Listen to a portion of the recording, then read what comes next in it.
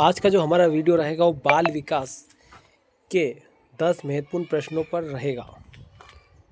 ये प्रश्न पुराने शिक्षकों के लिए टेट एग्ज़ाम पास करने के लिए बहुत आवश्यक है। एक बार वीडियो ज़रूर देखें, वीडियो को स्किप ना करें, इससे ही क्वेश्चन आपके एग्ज़ाम में ज़रूर आएंगे। चलिए शुरू करते हैं। पहला क्वेश्चन, बच्चों के विकास का क्रम कैसा होता है? पहला, अमूर्त से मूर्त की ओर, दूसरा समान से विशिष्ट की ओर, तीसरा पैरों सिर की ओर और चौथा हाथ से पैर से केंद्र की ओर। तो इसका जो राइट आंसर रहेगा वो समान से विशिष्ट की ओर रहेगा। यानी कि बच्चा सबसे पहले समान से विशिष्ट की ओर, बच्चा पहले पूरे हाथों को हिलाना सीखता है समान, फिर उंगलियों पर नियंत्रित विशिष्ट, इसे ही प्रोक्सोडिस्टल सिद्धांत कहते हैं। प्रोक्सोमोडिस्टल सिद्धांत कहते हैं। प्रश्न क्रमांक दूसरा,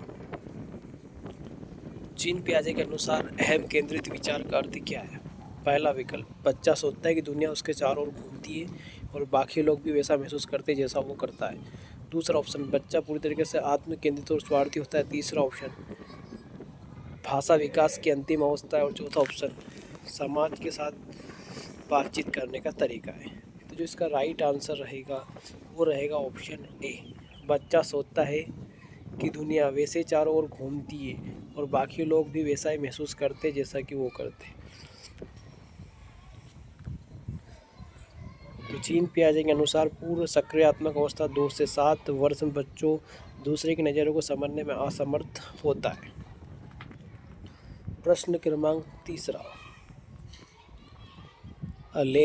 लेव वायगोस्की के सिद्धांत माचन का क्या तात्पर्य है?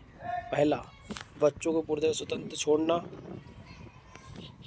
दूसरा, वयस्कों द्वारा दी जाने वाली अस्थायी सहायता। तीसरा, बच्चे की गलतियों पर सजा देना। और चौथा, रटने पर छोड़ देना।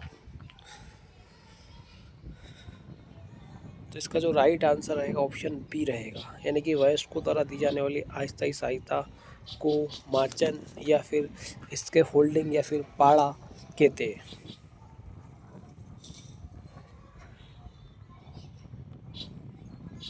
वयस्क द्वारा दी जाने वाली अस्थायी सहायता। व्याख्या, जब कोई बच्चा नया काम सीख रहा होता है तो शिक्षक या माता पिता द्वारा शुरुआत में दी जाने वाली मदद को माचन या फिर पाड़ा या फिर इसके फोल्डिंग कहते हैं। इसके फोल्डिंग का अर्थ ये होता है कि बच्चों को अस्थायी रूप से सहायता करना। कैसे?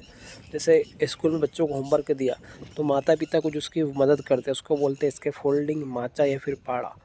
और ये सिद्धांत दिया था लेव वायस्की साहब ने। प्रश्न क्रमांक चौथा, विकास का संदर्भ में कौन सा कथन सही है? पहला, विकास केवल आनुवंशिकता पर निर्भर करता है। दूसरा, विकास रुक कर होने वाली प्रक्रिया। तीसरा, विकास जीवन पर्यंत चलने वाली निरंतर प्रक्रिया है। और चौथा, विकास की दर सभी बच्चों में एक समान होती है। तो इसका जो राइट आंसर रहेगा ऑप्शन सी रहेगा, विकास जीवन पर्यंत चलने वाली निरंतर प्रक्रिया है।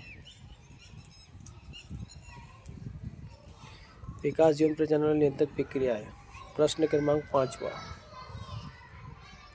लॉरेंस कोहलर वर्ग के अनुसार अच्छा लड़का, अच्छी लड़की अभिविन्यास नैतिक विकास के किस चरण में आता है? पहला विकल्प, पूर्व पारंपरिक स्तर। दूसरा, पारंपरिक स्तर। तीसरा, उत्तर पारंपरिक स्तर। और चौथा, अमूर्त स्तर। इसका जो राइट आंसर रहेगा ऑप्शन बी रहेगा, पारंपरिक स्तर या फिर कॉन्वेंशनल लेवल्स। पारंपरिक स्तर व्याख्या चरण बच्चों, समाज और दूसरे की नज़र में अच्छा बनने के नियम का पालन करता है। प्रश्न क्रमांक 6, बुद्धि के भाव बुद्धि सिद्धांत के जनक कौन है? इसका पहला विकल्प हार्वर्ड गार्डनर, दूसरा अल्फ्रेड बीने, तीसरा B.F. स्किनर, चौथा जीन पियाजे। तो इसका जो राइट आंसर रहेगा वो रहेगा हार्वर्ड गार्डनर्स।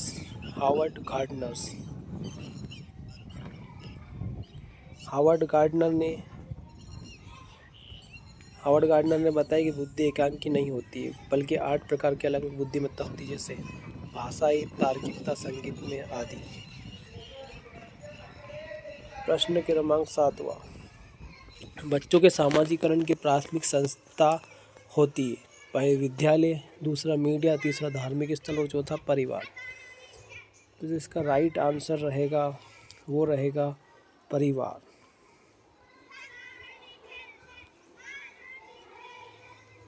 परिवार सामाजिकरण की प्राथमिक संस्था है, जबकि विद्यालय मीडिया द्वितीय संस्था है। विद्यालय मीडिया कौन सी संस्था है? द्वितीय संस्था है।